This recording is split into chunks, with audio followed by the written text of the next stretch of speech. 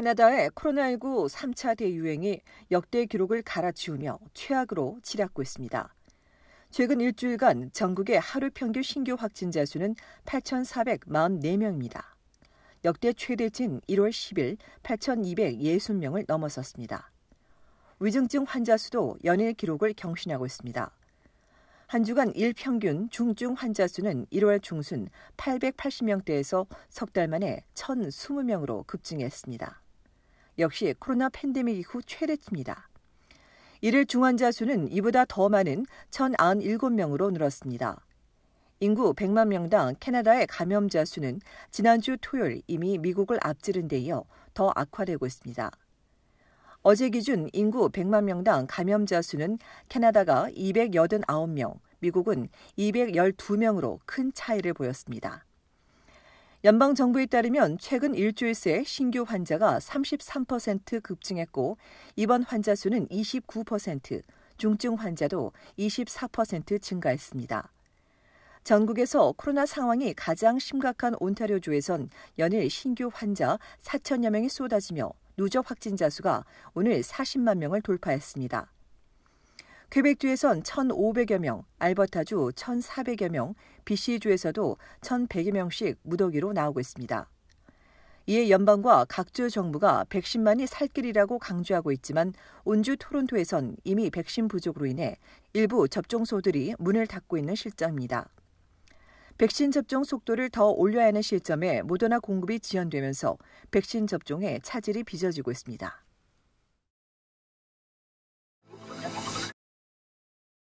코로나19에 감염됐다 희생된 고영길 목사의 가족을 돕기 위한 후원 운동이 진행되고 있습니다. 온타리오주 놀수욕 지구촌 장로교회의 고영길 목사는 지난달 말 교회 신도를 집에 데려다 준 뒤부터 의심 증상이 나타나고 지난 9일 끝내 목숨을 잃었습니다. 현재 고 목사의 가족들도 코로나에 감염돼 치료 중인 것으로 전해졌습니다. 50대인 고인은 생전에 경제적으로 어려웠는데도 불우한 이웃을 보면 적극 도우면서 봉사와 희생을 몸소 실천해온 것으로 알려졌습니다. 또 항상 겸손한 마음으로 진정한 크리스천의 모습을 보여줬던 것으로 전해졌습니다. 이런 고 목사의 사망 소식이 알려지자 주위에 안타까움이 더해지고 있습니다.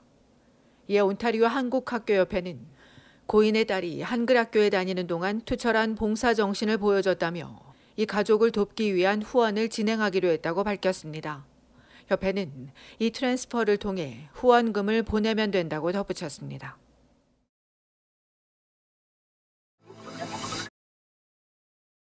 연방이민성이 필수 인력과 유학생에게 특별 영주권 프로그램을 제공하고 우선 취득권을 제공할 계획입니다. 의료 관련 임시 근로자 2만 명과 필수 직종 근로자 3만 명, 유학생 4만 명까지 총 9만여 명이 대상입니다. 취업비자 소지자는 적어도 1년 이상 의료나 정부가 지정한 필수 업종에 근무한 경력이 있어야 합니다. 캐셔와 주유소 직원, 소매업 판매직과 청소업, 창고관리, 중장비 운전, 건설 노동자 등 95개 직종이 포함됩니다. 유학생은 2017년 1월 이후 캐나다에서 정기 고등교육을 받은 뒤 졸업한 학생이 해당됩니다. 특별 영주권 프로그램 신청은 5월 6일부터 11월 5일까지 또는 9만 명이 채워질 때까지 운영됩니다. 또 프랑스어 또는 프랑스어와 영어가 가능한 신청자에 대한 문호도 대폭 넓혔습니다. 이민성의 올해 영주권 목표 인원은 40만 1,000명입니다. 그러나 코로나가 장기화하면서 이민자 유입이 어려워지자 정부가 국내 거주 인력을 대폭 수용하면서 목표 인원을 달성해 나가기로 한 겁니다. 덕분에 올 들어 영주권 취득자 수는 다시 증가하고 있습니다. 지난 1월과 2월 2달 동안 4만 8천여 명이 영주권을 취득해 코로나 이전과 비슷한 수준까지 늘었습니다. 코로나가 터진 지난해는 영주권 취득자가 목표의 절반도 안 되는 18만 5,130명에 그쳤습니다.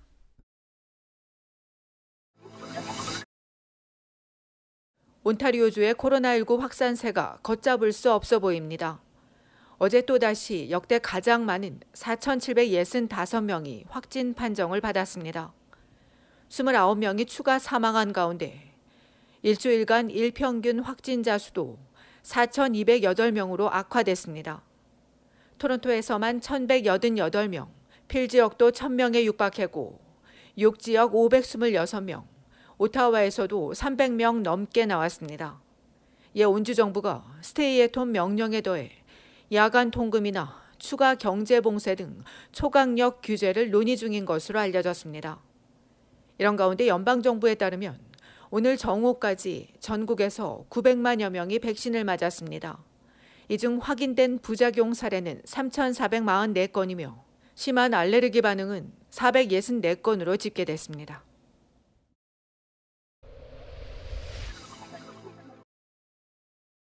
오늘 새벽 5시 온타리오주 토론토 동쪽 400번 고속도로 인근 401 고속도로에서 3중 추돌 사고가 발생했습니다. 이 사고로 미시사가에 거주하는 78세 여성이 병원으로 이송됐으나 끝내 숨지고 두 번째 부상자도 크게 다쳤습니다. 온주경찰은 401 고속도로 동부방면 익스프레스에서 승용차 2대와 운송 트럭이 추돌했다며 이슬링턴 애비뉴 인근 익스프레스 구간을 막고 사고 경위 등을 조사하는 한편 목격자 제보를 요청했습니다. 한편 사고 현장 주변이 통제되면서 오늘 아침 401 고속도로 양방향 통행이 지연됐습니다.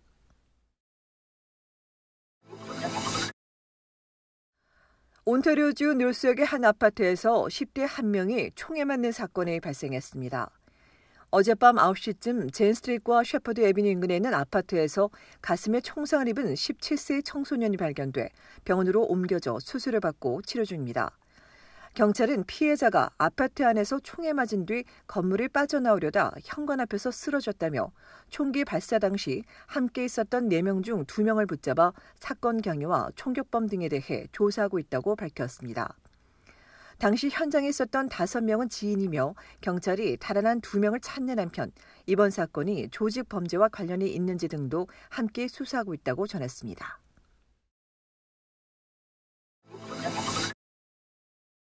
브리티시 콜롬비아주에선 코로나19로 인한 입원 환자 수가 일주일 새 20% 늘어 역대 가장 많은 400명에 육박하고 있습니다.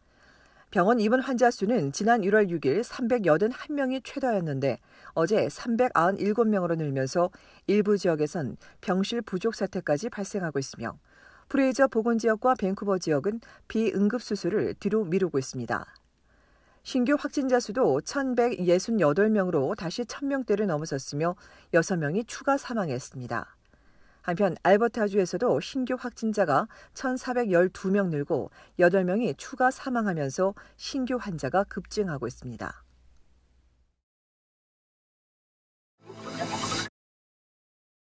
브리티시 콜롬비아주 뉴 웨스트민스터시가 공원 6곳에서의 야외 음주를 허용하는 조례안을 승인했습니다.